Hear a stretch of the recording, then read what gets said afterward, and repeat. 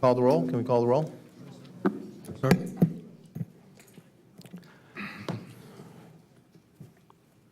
Maria Luisa, please call the roll. Yes, good afternoon. Commissioner Edmondson? Here. Ms. Fano? Ms. Gutierrez? Here. Mr. Meyer? Present. Ms. Weinberg? Treasurer Martinez? Here. Secretary Wolf? Here. Vice Chair Board? Here. Chair Jimenez? Here, if we can all stand and for the Pledge of Allegiance, and could the newly elected chairwoman of the Board of County Commissioners, could you lead us in our pledge, please? To the flag of the United States of America, and to the republic for which it stands, one nation, under God, indivisible, with liberty and justice for all. Again, congratulations to Board Member Edmondson, who is the newly elected chairwoman of the Board of County Commissioners, and she'll serve in that capacity for 2 years.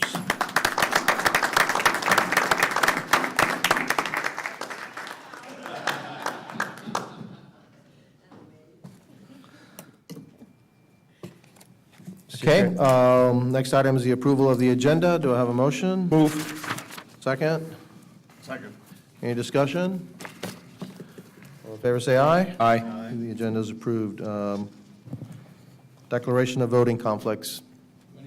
Do any members of this board have any conflicts with any items on the agenda? Seeing none, we move forward. Okay. Citizens' comments? Any citizen wish to come forward and comment on any of the items before us today in MDX, please do so. Seeing none? Seeing none, we move forward. We move forward. I'll leave my chair's comments to later. The approval of the summary minutes of the board meeting of October 30th, 2018. Move. It's been moved. Do I have a second? Second? Second? Any discussion? Say aye. Aye. Executive Director's report. Thank you, Mr. Chair, board members. I want to update you on the Kendall Parkway. There is a public hearing scheduled for December 13th at 6 p.m. at Archbishop Carroll High School. There's a flyer in your manila folder with all the information. I also want to let the public know that the documents supporting the NEPA study are available for viewing and have been available for viewing for already 3 weeks here at MDX and in 3 public libraries. Everything is noted in the flyer and has been advertised in the newspaper. Board members, there were 3 challenges filed against the CDMP amendment. The hearing is scheduled for April 15th. We're coordinating with the county attorney's office. Mr. Kerbel will be lending support on those challenges. The reason I brought this up as my first item on the agenda on my report is because I've had many questions asked of me. Does this slow this project down, the fact that there is a challenge? The answer is no. We have over 600 parcels that we have to acquire. We have to apply for permits at the federal, state, and local jurisdictions. We have dozens of procurement documents that we're going to have to prepare and engineering information that we're going to have to develop to move that project forward. We're taking advantage of all of our time to move that forward. In fact, in your agenda later on, you're going to see that we're making some modifications to the right-of-way policy in order to support the moving of the Kendall Parkway forward.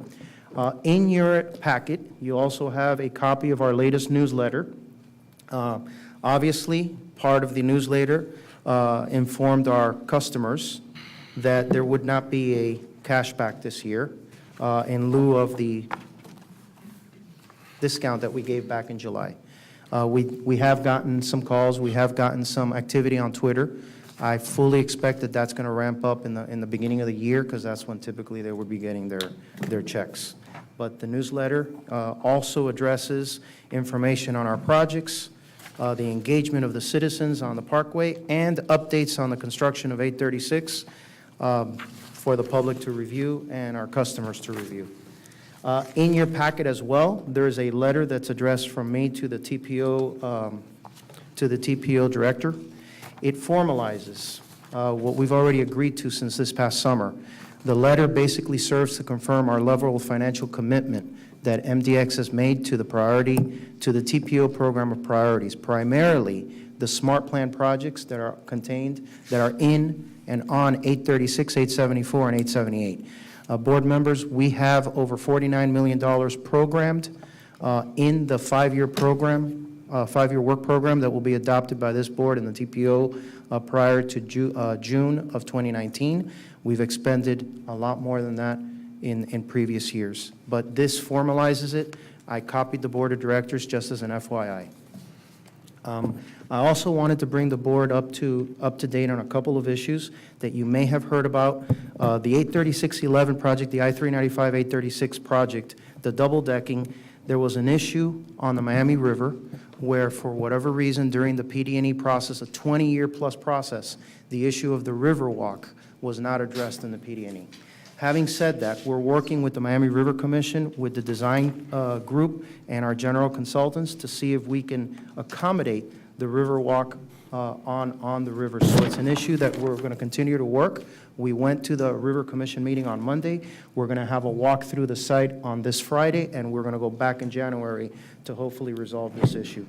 The other issue that I wanted to just bring you up to date was one that came out in the newspaper and actually caught me by surprise, and it was the issue of the Hialeah Gardens property acquisition. To me, it was a non-issue because we acquired property. We were exempt from paying assessments. We had a disagreement. The law says that if two government entities have disagreement, there's a process you follow. We both exercised our rights and reached the resolution. And the resolution's already done. So it kind of caught me by surprise that the article was written, but it is what it is. I just wanted to let everybody know that Welcome that was to my resolved. world. Okay. Yes. The next thing I wanted to update you on is last week we attended the 6th Annual Florida Automated Vehicle Summit in Tampa. It was attended by well over 600 people. There was a tremendous mix of owners, of government entities, municipalities, consultants, vendors, contractors, and entrepreneurs. The level of discussion, the level of interest has put Florida in the forefront of the automated, connected, electric, and shared vehicle world. I learned another acronym at this meeting, but it was amazing to hear it. I say that to the board because next year in 2019, MDX has the privilege of hosting that summit along with Miami-Dade County and the Miami-Dade TPO. We're going to host it in November.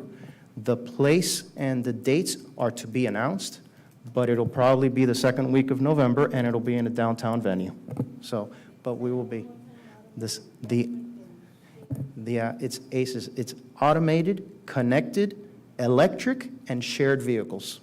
So it covers all of the whole spectrum of technology that is out there. And eventually, they'll have to go with the flying vehicle, too, because that's out there as well. In your packet, and I also want to send the regrets from board member Shelley Fano, who could not be here at last minute, but she actually asked, we put a memo together with proposed meeting dates for Operation Committee. It's in your packet. Please take a look at it. If you have any issues with those dates, please let us know so we can confirm and establish quorum for those dates. We want to make sure that they're on your agendas. And then finally, Mr. Chairman and board members, Merry Christmas, Happy Hanukkah, and all the best in the new year. And that'll conclude my report. Executive Director, does anybody have any questions? Yes. Javier, back to your report at the very end on the proposed date for Operations Committee. I wanted to bring up something for consideration to the board.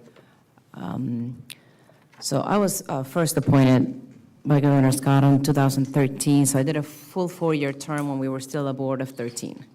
And we had 4 committees, planning and policy, we had intergovernmental, we had ops, and we had budget. Finance. As a 13-member board, it was a lot easier to committee things and to establish quorum.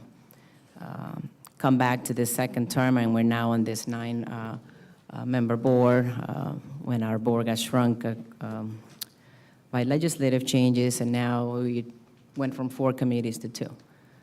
Maritza and Louis have been here a lot longer than I had, so you'll remember our 4 committee days and how easy it was to get quorum. Now we're a 9-member board with 2 committees and a very difficult time to get quorum with 5 board members. When you're still driving on the highway and our awesome board secretary is sending texts asking if you're actually making it because we need to make quorum, then I think it's time for us to consider that perhaps this isn't the best case scenario if you really want to do what we're doing, which is the right thing to do. Where I come from in the city of Aventura, 10 years of service, we, of course, always discuss things before our meeting, and that's the way to go. However, in a committee style, I don't see that this is working, and it's a shame because really that is the way to do it. So what we used to do in Aventura, and I know many municipalities do, is workshop items. So I wanted to perhaps have that discussion amongst board members. I'm sure we'll hear from both sides. But for us to struggle with these 5-member committees and meeting quorum to discuss things that we really should be discussing, and that's sort of a setting, committee, workshop, call it what you like, rather implement a workshop style. And no, I had not checked with our council to see specifically what our policy said, but I believe we are the governing board, so we make what we need to do to make things work. So I wanted to introduce that, to perhaps look at not committeeing things, I just made a verb out of the word committee, but workshopping it. So that will require a workshop meeting each month to review all items pertaining to both committees.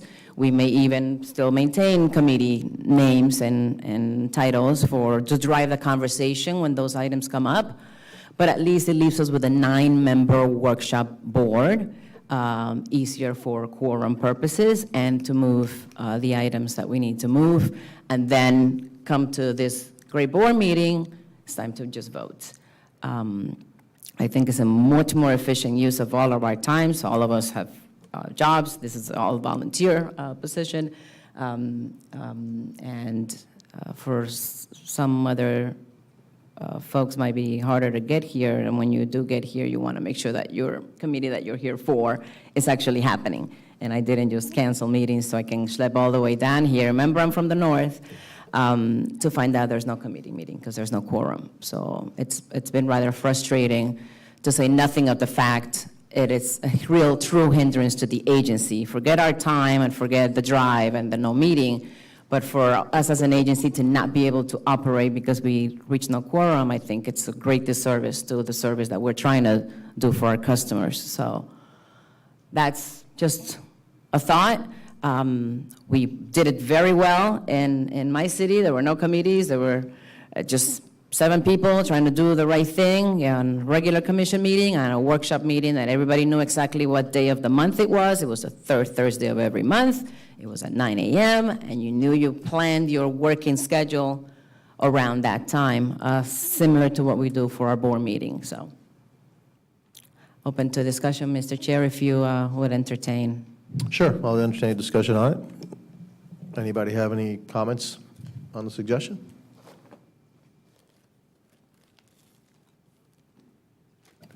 I think there is an issue with the current system because there has been a difficulty obtaining quorum for particularly the Operations Committee.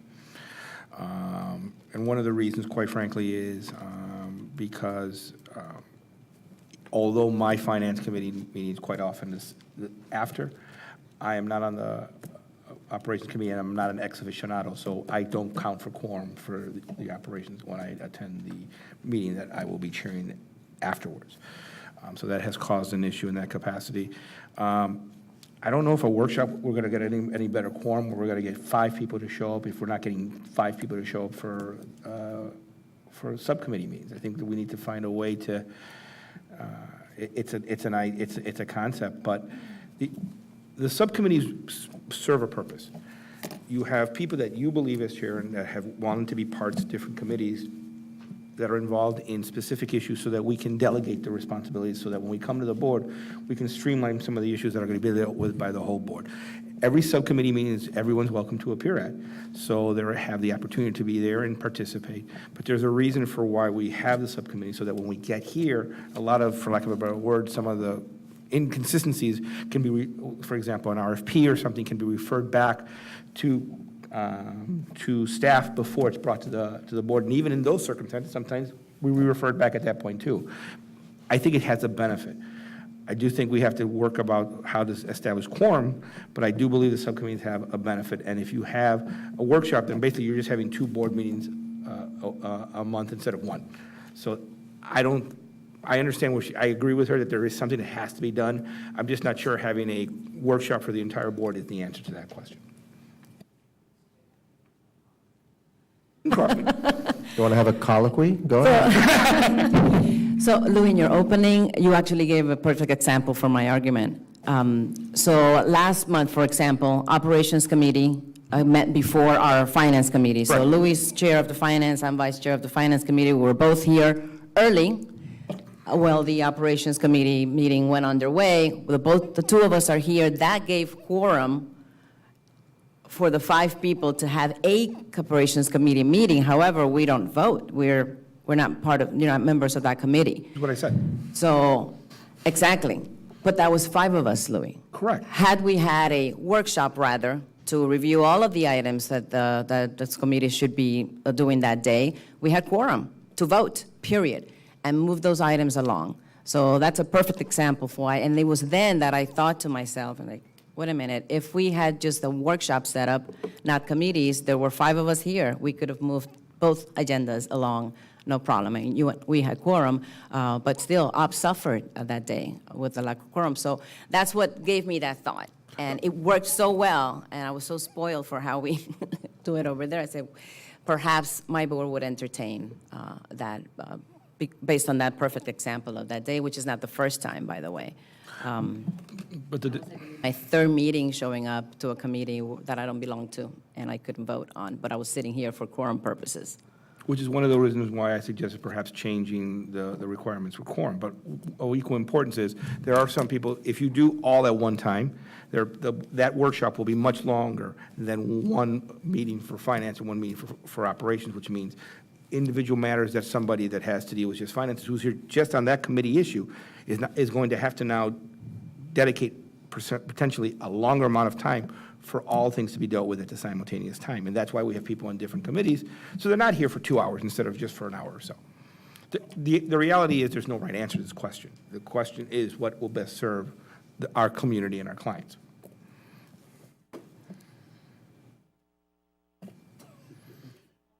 Let me interrupt the conversation, if I may.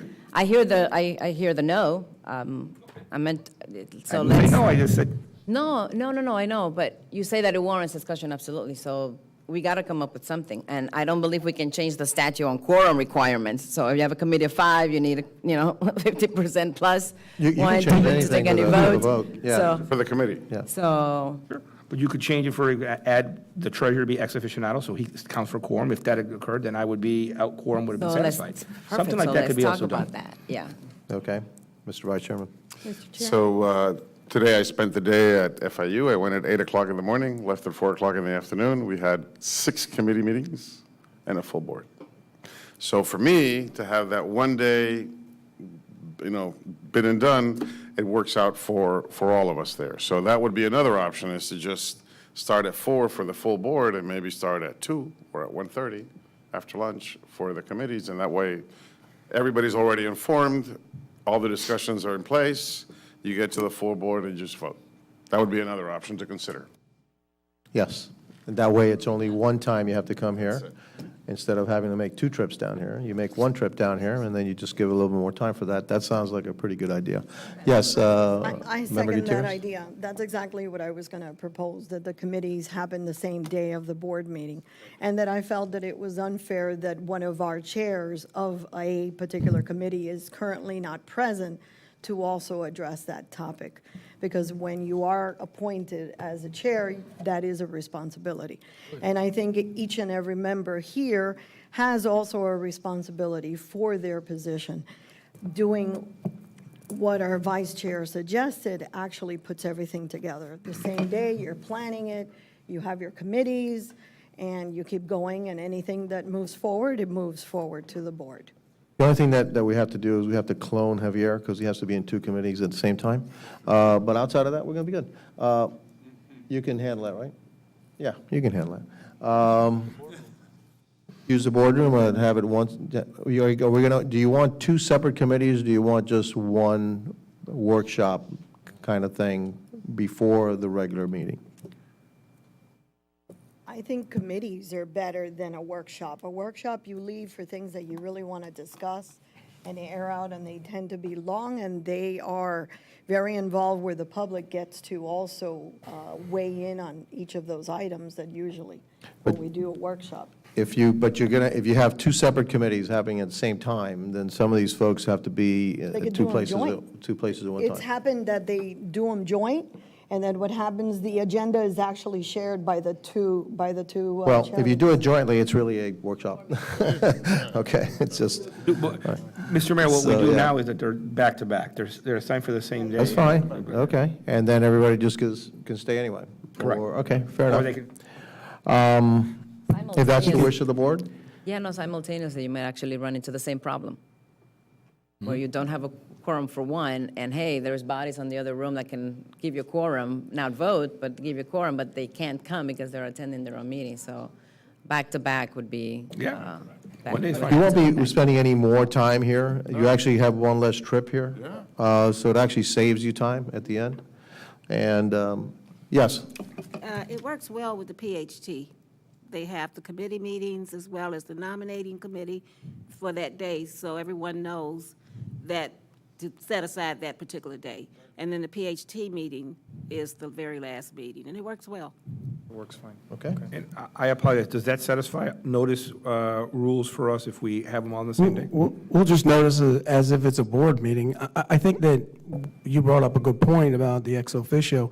If we make, and I don't know, I have to look into it, but I don't think there's any rules to say that you can, but if we make all members who are not on the committee ex officio on that committee, the situation where you had last week, you could step in and get quorum. That way you can have your committees structure, and your committees don't have to meet every month. I mean, I know the operations committee is generally the busier committee, so you really don't have to meet every month. The board, there's rules, we have bylaws on board meetings, but the committees are a little different and it's a little bit more relaxed. But I think that we would notice everybody 7 days. The rules say that we have to notice 5 days for a committee meeting, but we would notice everybody 7 days, so we notice the committee and the board meeting at the same day. And Mr. Chair and committee members, the issue of four-day rule is a non-issue, because if it's on the committee agenda, we'll put it on the board agenda. If it doesn't get out of committee, we will just, when we do the approval of the agenda at the board meeting, we pull that item out, and that's it. So it eliminates that as well. Sounds like we're in agreement? We're in agreement? We're in agreement? Okay, then we're going to have committee meetings the same day as the regular board meeting. What, 2 hours prior to, 2 o'clock? 2 o'clock? 1:30. Very good. Yeah, I would say 1:30. 1:30. 1:30 to 30, and then 1:30. 4. 1:30, which means we'll start at 2. Okay, all right. And then- 1:30. Mr. Chair, are we then still set on our board meeting now / committee meetings being last Tuesday of the month? So that's still my, the Yes. expectation. I know last Tuesday of every month, Yes, Tuesday sir. You need to afternoon is make sure MDX. that the agenda doesn't have an alignment with the county, Have a what? that it's not on the same date, on the same Tuesday. We work with the county, Yeah. with the board agenda to make sure that Of everything course, lines up. yeah. Perfect. Thank you. We're good? Thank you, I appreciate it. Okay. Would you like me to look into whether we can make everybody ex officio on the committee they're not? Okay, fine. Well, what does the board think about that? Yes, no? No? Okay. Right now, let's go one thing at a time. Let's see how it goes for now, and we'll see if we get. If it's a problem, then we'll come back to that. Okay, fair enough. All right. General Counsel. Yes, I have just one item to report on. It's on the ETC litigation. I talked to Judge Serrano on Monday. He said that he will have a final draft for Javier and I to review next week, and he files the actual brief December 21st. Mr. Board's already asked me for a copy. I will forward a copy to all board members. This is what, again? This is the ETC litigation? Like, What? the ETC litigation? Okay. This is the one where we had a shade meeting. No, I got it. Okay, thanks. that it? Yes, sir. Thank you. The TPO representative is not here, so we'll move on to the treasurer's report. Thank you, Mr. Chair. Marie, you want to go over the reports for this quarter, please? The report that's before you is for October, the 4-month of fiscal year of fiscal 2019. Some of my statements are similar to last meeting. Year-to-date revenue, toll revenue, is down $13.9 million. And again, that's mainly due to the delay that's occurring in the CCSS. We're working with them. We did get an update. More than likely, they won't be up to speed, possibly, potentially. We did say at last board meeting, November, we're looking at January timeframe. Whoa, what does that mean again? So What do you mean not up to speed? Well, the CCSS is experiencing some delays due to some transitions, due to some system issues, and at this point in time, they have not been able to generate and bill our toll-by-plate customers. And we issue part of the consolidated back. Still. So the discussion at the last board meeting was we were notified that it will potentially, the word I used, I was cautiously optimistic that it would occur in November. The new update is it's looking more like January timeframe that bills would be released. How hard can this be? Apparently, it's a little bit more difficult than they had anticipated. So with that said, they will continue to give our toll-by-plate customers several months to pay the bill. It'll be a consolidated bill. It would be for a number of months. We are monitoring what is the largest bill. Like, we don't want a customer to get a $100 bill, $150 bill, and expect to pay it within 30 days. So the highest average bill, I think that we were told, is about $55, $60.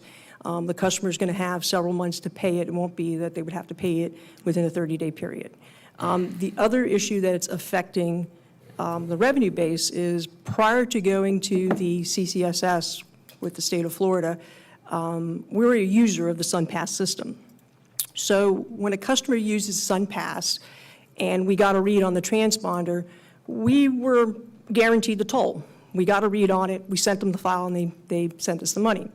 Under the CCSS agreement, because of some of the issues that happened in the implementation and so forth, they allowed SunPass customers to go into a negative balance.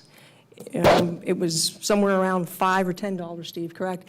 And because they had some issues, customers were able to go into a negative balance of about $25,000. So at this point in time, when a customer goes through a gantry under the CCSS rules, we don't get guaranteed the toll. So that is also what's affecting the negative toll variance that you see on the treasurer's report.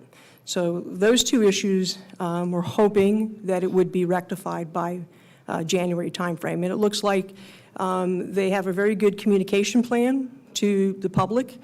They're going to give the public an opportunity to bring up their SunPass accounts to positive, and the toll-by-plate customers are going to have a number of months to be able to pay their bill. What is attributable to what? I'm sorry?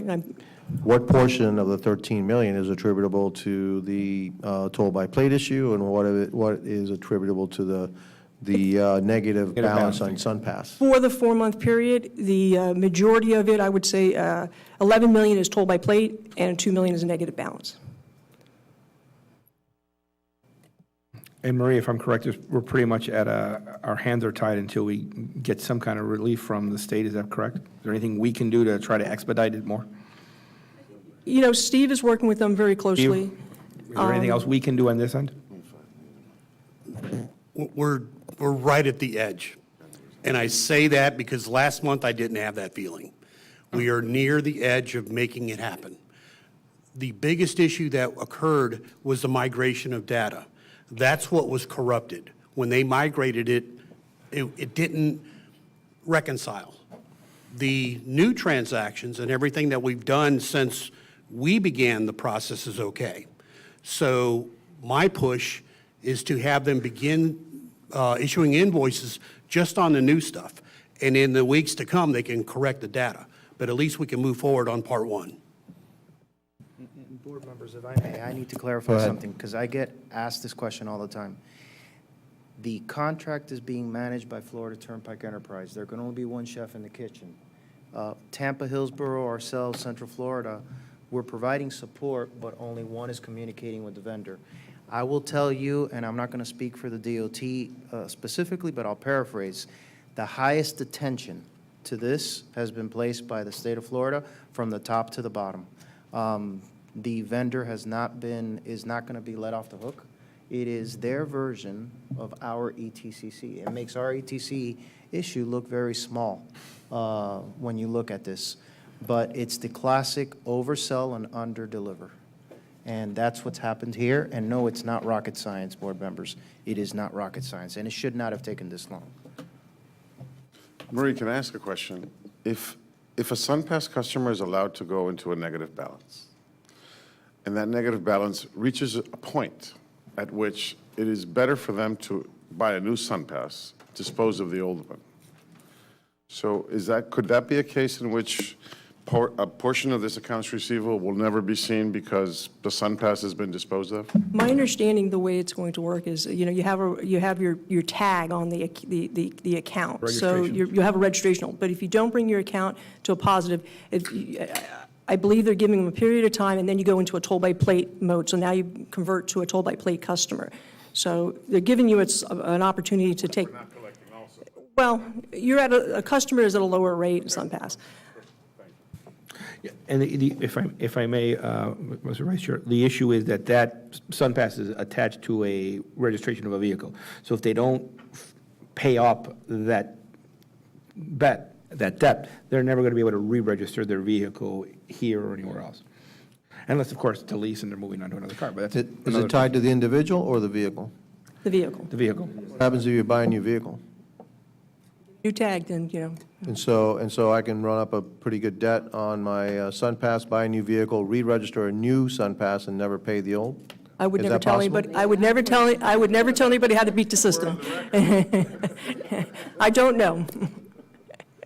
All of you out there that want to game the system, I just told you how to do it. Thank you. Yeah, only on public record right now.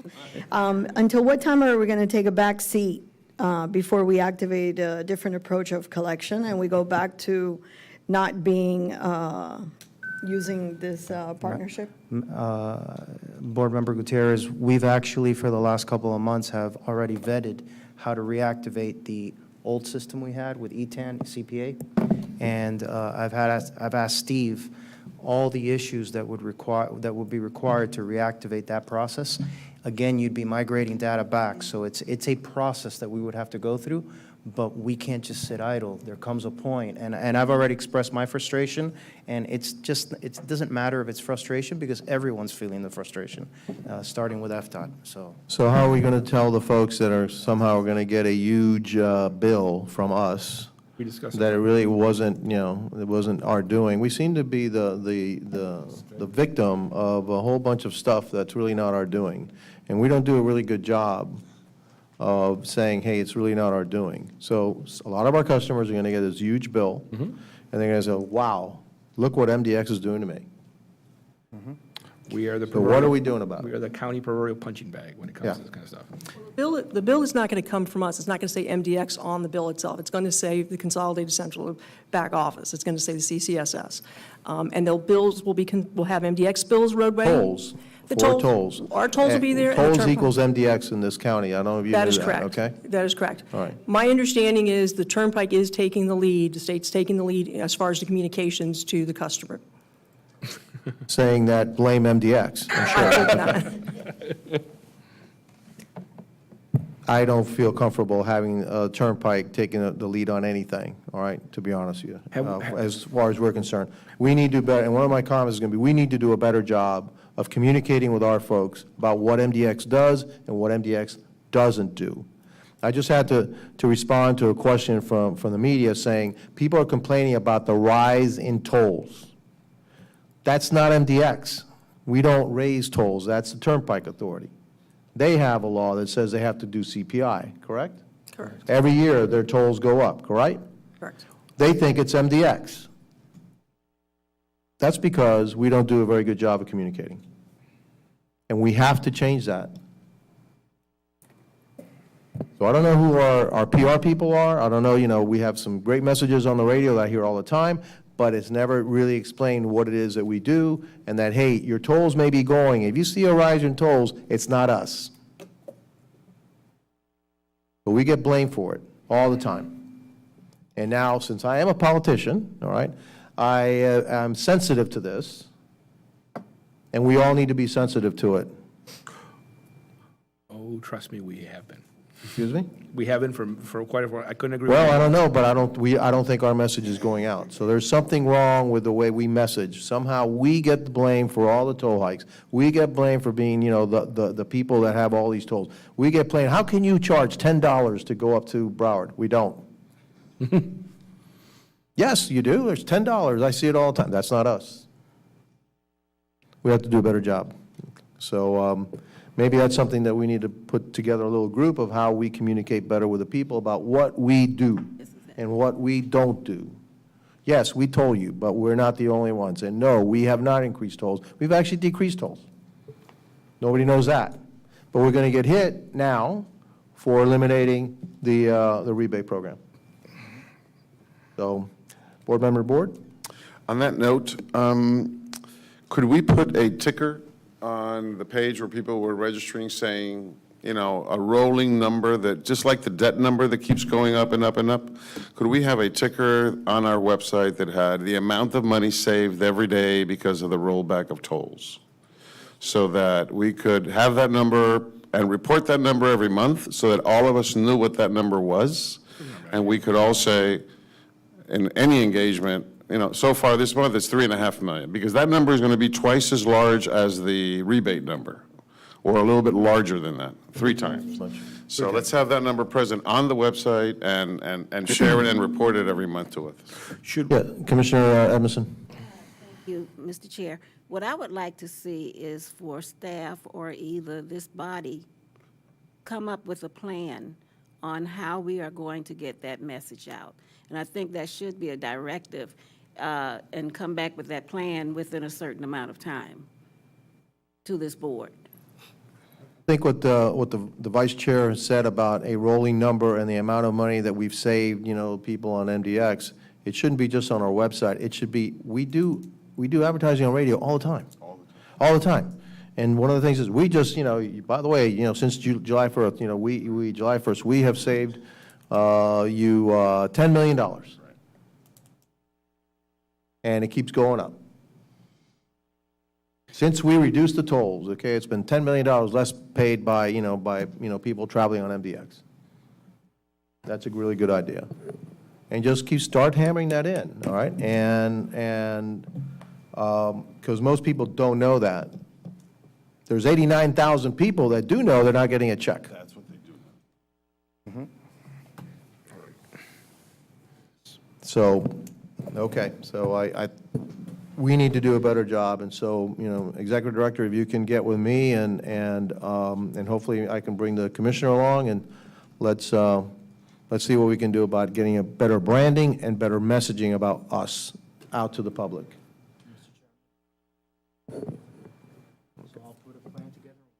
We'll sit down and we'll go over it and present it to the full board. If I may, Yes.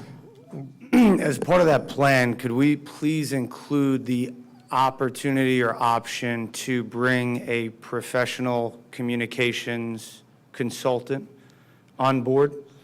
I think that's part of that strategy that we need to evaluate. By no means do I claim to know anything about PR, marketing, communications. I'm not sure how many of my fellow board members do, but I would love nothing more than to see experts in the industry and the field really come to us with best practices. I would rather not, because then you're going to be accused of spending money to tell people how great you are. And so I can see a negative story on. I mean, I can see a negative story on that, and so I would rather not. I'd rather just whoever we have right now get a better job out of the people, whoever it is we have right now. Okay. Mr. Mayor, there has already been stories about that in relationship to the our newsletter when we were discussing the issue involving the Kendall Parkway. There were individuals on certain blogs that were criticizing the fact that we had the meetings and letting people know that to be there to show their support for it as well. So pretty much what you were predicting has already occurred. Okay. All right. Moving on, is that the treasurer's report over? Done? Sir. Not quite? Go ahead. So we also, the Finance Committee also dealt with the Audit Committee, Financial Committee, and a copy of it is in your report. The annual financial report is part of what is we voting on later. It deals with individual things. It will randomly select to interview certain members of the board to find out if there's any allegations of fraud or anything else. We went through it in detail during the Financial Committee, and most of the questions were satisfied and answered at that time as well. And if anything else you want to add to that, Murray? One final thing, I can't communicate with you outside the sunshine, so I need to do it now. I've directed the executive director to show a more realistic aspect of our position, cash position, in future publications. We have a lot of money that's actually allocated to projects. That is shown as somehow as unrestricted or free, et cetera, and then folks will run to it and say, hey, look at all the money that MDX has, but actually it's allocated to projects. If it's allocated to projects, stick it in the project. All right, so that also we as board members know exactly what our position is, because, you know, we have this numbers, yeah, but a lot of it is allocated to this, and this. I need to have a better, and I think us as board members need to have a better clarification of what is actually free or what should be a reserve amount, and then what is actually allocated to projects, all right? Again, we keep shooting ourselves in the foot with having a big number that is really allocated to projects that people think it's free. Well, why don't we just reduce rates? Why don't we do this? Why don't we put it and give it to somebody else? I just want to make sure that it's accurately reflected what we're doing, okay? All right, that it? Okay, now we're going on. Okay, I'm sorry. Yeah, why don't we save paper? Okay, consent agenda. Item A, consent agenda, travel approval, January 25th, 24th, 25th, 2019. Travel to Orlando, Florida by Board Member Meyer and Executive Director Rodriguez to attend the Team Florida Transportation Committee Annual Meeting. Move. It's been moved. Second. Any discussion? Seeing none, all in favor say aye. Aye. Items approved. Next item, regular agenda. Okay.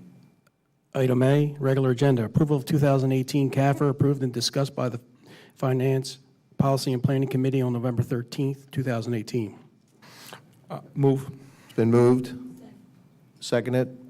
As I indicated, this was thoroughly vetted in the Finance Committee, and we also provided a copy of the report in your docket as well. Okay. Any discussion on the item?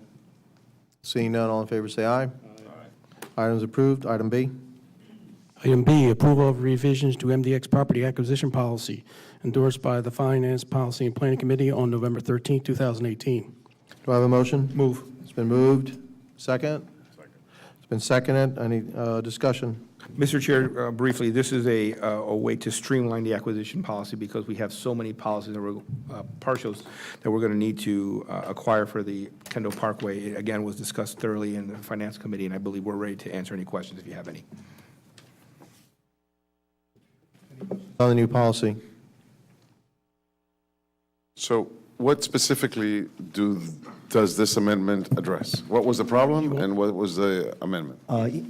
Yes, Mr. Vice Chair, every single parcel, I had to seek authority from the board to make an initial offer. Even though the board had already adopted the budget as part of the work program, had already endorsed a project resolution and a parcel resolution, but aside, then I would have to come back and make an initial offer. That's one of the things. Then there was issues on settlement authority and counteroffer authorities that would require me to come back to the board or committees to get authority. We looked at it, we looked at the levels, we looked at the practice, and everything that we put as far as changes is consistent with the authority that I have in construction projects and is consistent with what the practice at Florida Department of Transportation, which I believe Secretary Wolf mentioned at the committee. Because in the past, it's been a long time since we've had to acquire so many parcels, Mr. Vice Chair, that it was thought that this would alleviate a lot of downtime and delays in certain projects as long as they didn't reach a certain threshold of expense. Once they reached extreme high, they would have to come to the board for that. Thank you for that clarification. Absolutely. Yes, Board Member Gutierrez. So, given now there are so many parcels that we are acquiring for this project, making these changes, how does it err on the transparency side of it, things? Every single parcel that is presented is identified as part of our project development. Every single parcel that we are going to pursue is part of a project resolution that this board has to adopt, and it lists every single parcel that is acquired. Furthermore, every parcel that needs to be acquired has a parcel resolution that the board adopts. This is simply the mechanics, once all of that is done, of the actual transaction. Each one of the transactions, whether it's an offer, a counteroffer, has to be supported by an appraisal or by a CPA's memo or full-fledged report if it's business damages. So none of that really changes. All it really does is streamline the ability to make offers to the public and acquire the parcels.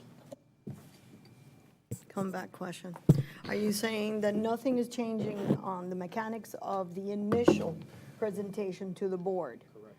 What's changing is the back and forth? Correct. And the final result, whatever was yielded, is that coming back to the board to adopt? If it is beyond what was approved by the board in budget, it must come back to this board for approval. How many parcels do you think you're going to be dealing with? On the Kendall Parkway, we've identified over 600 parcels. Many of them are mitigation parcels. They're small parcels. And that's why we started thinking about this process and the cumbersome part of the process. Okay, any other questions? All right, seeing no further discussion. moved. All in favor, say. I I think we have a motion It in a was already second, moved right? and you had already seconded. All right, so all in favor, say aye. Aye. Aye. Anybody opposed? Okay. Show unanimous vote. Item C. Approval to advertise lease of parcel 111-205-158/159. Jason Green, Wyandotte. Do I have a motion? Move. Moved, second? Any seconds? Second. Moved and second, any discussion? Seeing none, all in favor say aye. Aye. Any opposed? Show unanimous vote. Item number E. D, approval of supplemental agreement number 4 for D. D. It's okay. Approval of supplemental agreement number 4 for MDX contract RFP 15-02, design build services for State Road 874 ramp connection to Southwest 128th Street, $862,221.58. Mr. Toledo. Motion on this? It's been moved. Second? Second. It's been moved and second. Discussion? Mr. Chair, we can explain it if it's the Go desire ahead, of the board. please. Go ahead. Board members, this supplemental agreement covers work associated with the Miami Vineyard Community Church on this project, which we had to acquire some portions of the property to accommodate our alignment. This is work that should have been, that realistically should be done by the church, but because there's logistics with our project, they asked us to do this work. And this is the price to get that done in alignment with our schedule.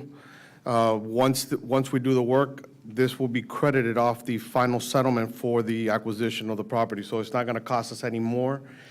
It'll be covered under the actual settlement that we do with the church for the property. But what it does is that it'll allow us to get this project in within our schedule, and we don't have two contractors working over each other. Very good. Okay.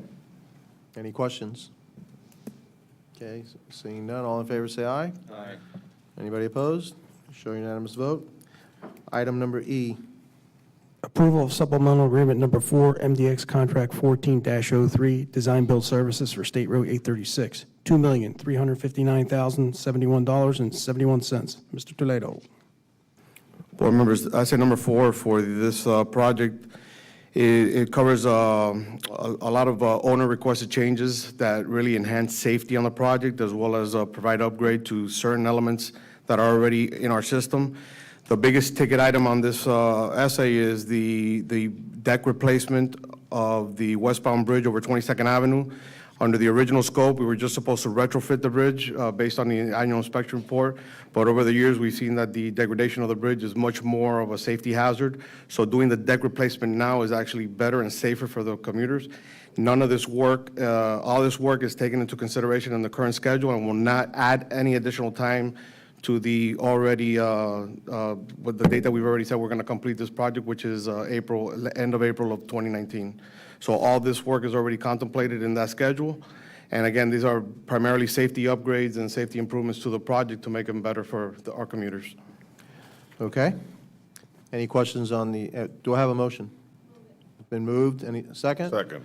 Moved and seconded. Any questions on this item? Seeing none, all in favor say aye. Aye. Item's approved. Anybody against? Okay, show unanimous vote. Item F. Yes, item F, last item for the evening. Approval of amendment number 1, ILO agreement between Miami-Dade County, City of Hialeah, Hialeah Gardens, and MDX for construction of 107th Avenue. Mr. Leto. The interlocal agreement for this interlocal agreement, the original interlocal agreement was for MDX to incorporate the construction of 107th Avenue between Northwest 38th Street and 178th Street into the 92404 West Extension. After the reduction of rates and we had to defer some of the projects because of that, the county asked us to continue to take on this project on their behalf. So what the ILA does is that it advances the funds for 107th Avenue in two payments to MDX so that we're not fronting the money, so since we can't do that financially now, but it allows us to have the money on board as we expend the funds. And it's really just a change in how we're the funding mechanism for this agreement. But MDX will continue to build the project on behalf of the county. Okay. Do I have a motion? Do I have a motion on this? Okay, do I have a second? Okay, moved in second. Discussion. Seeing no discussion, all in favor say aye. Aye. Anybody opposed? Okay, show unanimous vote.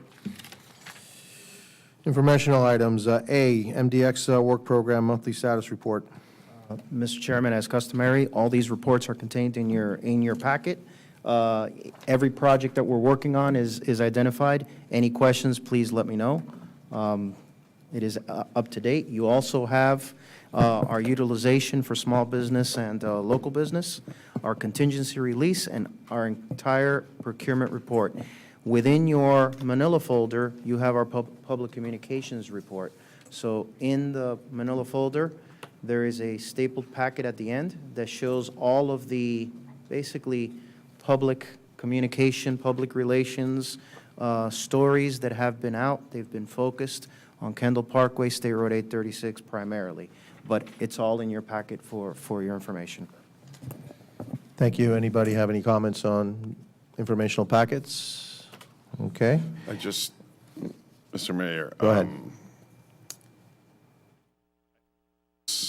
Corroborates the impressions that everybody has about the negative publicity and the negative impression that we have out there.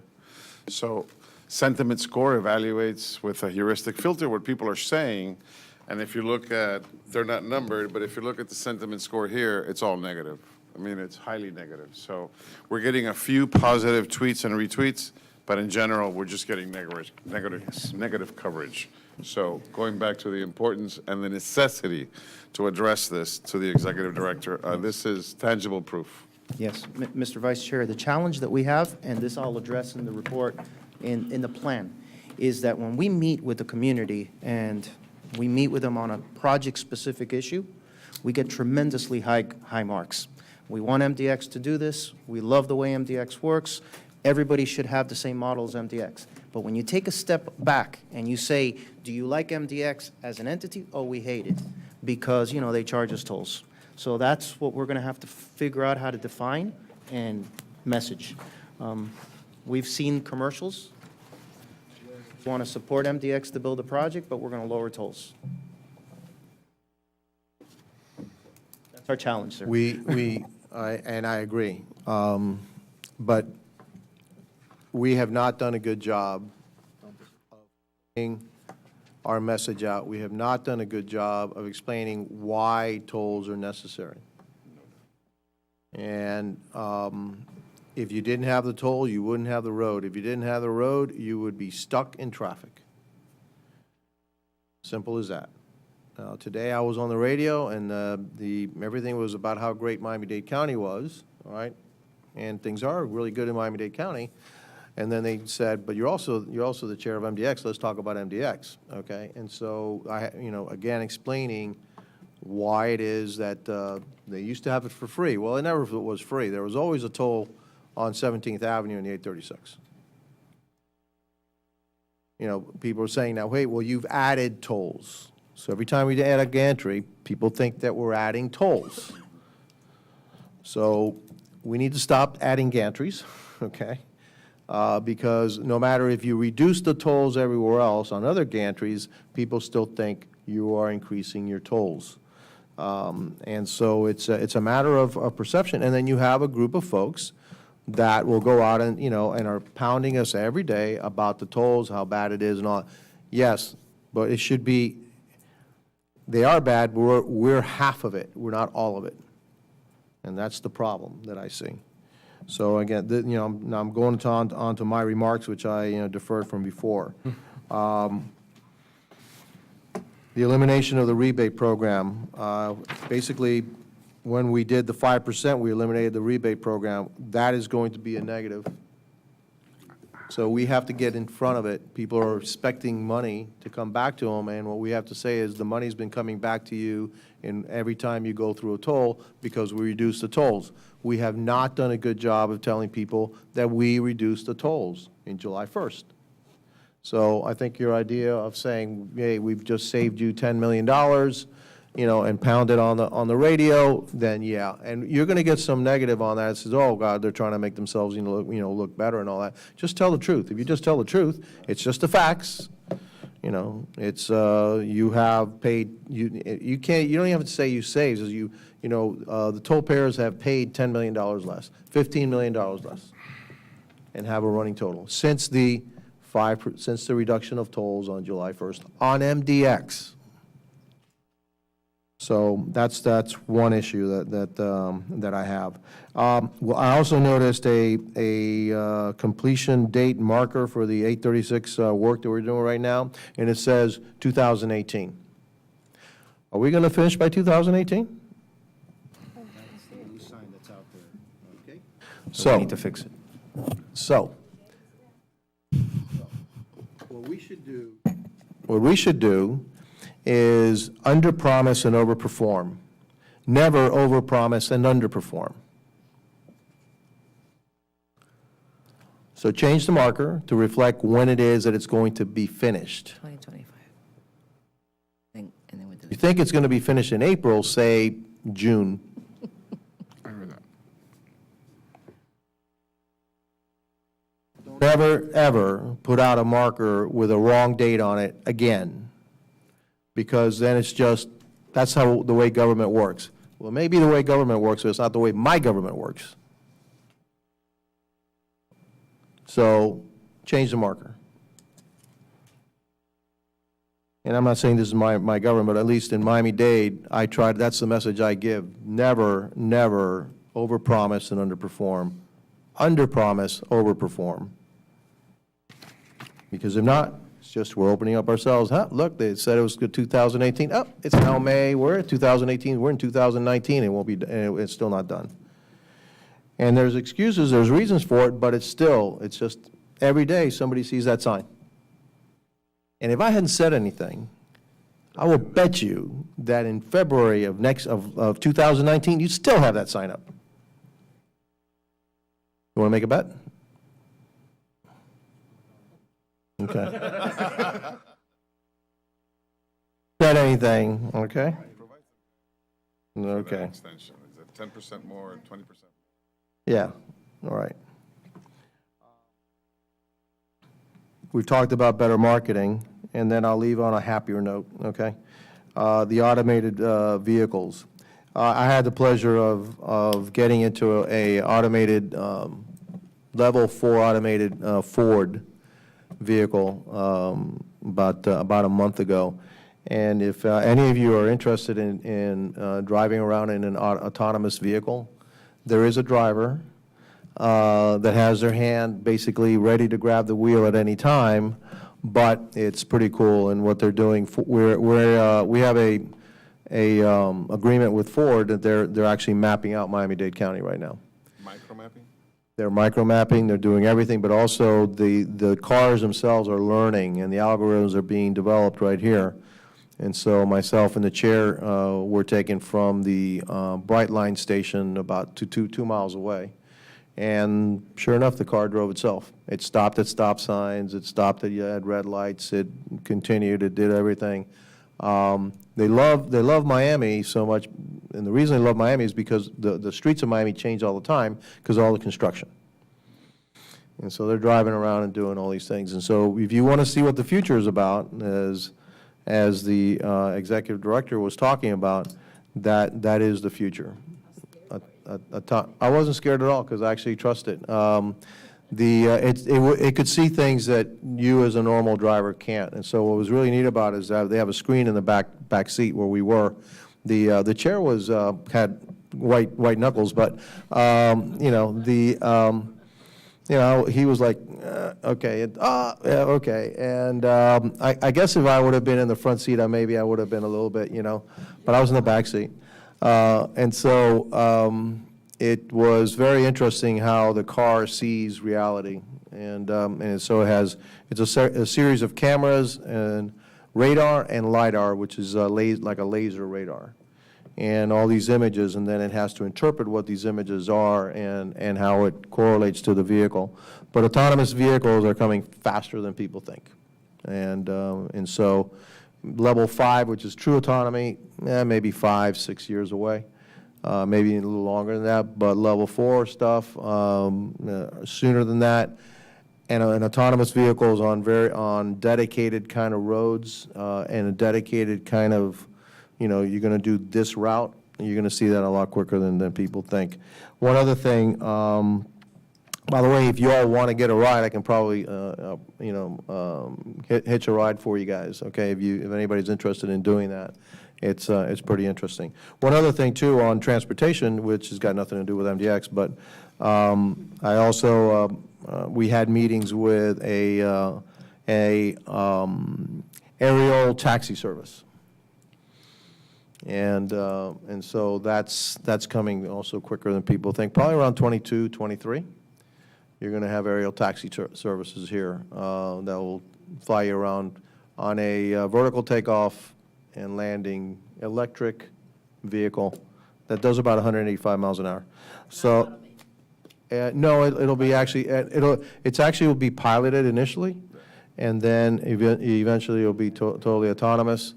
And if you think I'm kidding, then there is on YouTube, go to YouTube and you'll see an interview with the chairman of Boeing, little company, who will be demonstrating their initial prototype of this vehicle, of a vehicle, because there's a whole bunch of companies that are doing it. Boeing is doing it, Airbus is doing it, and a bunch of startups are doing it next year. So they understand what the future is all about. So, the future is good. We just need to get a better, PR, all right? And we also got to make sure we get our money from that company, because $13 million down right now, 14? 13.9, 14, and the vice chair is telling me it'll be 23 by January. Which, by the way, leads a question. Okay, if we are going to be down by $23 million, what does that do to us? That's why we have to get from reserves. That's what the reserves are there for. Fair enough. And unfortunately, that's something we don't want to go to. Okay, and so the announcements, next board meeting is on the 29th of January, and it'll be at 1:30. 1:30, because we're going to be combining the committee meetings, okay, right here. And so, any other announcements by anybody? Happy holidays to all. Happy holidays, right? Merry Christmas, Happy Hanukkah, happy holidays, and a very, very prosperous New Year to everybody. And so thank you very much. Thank you, board members. This meeting is adjourned.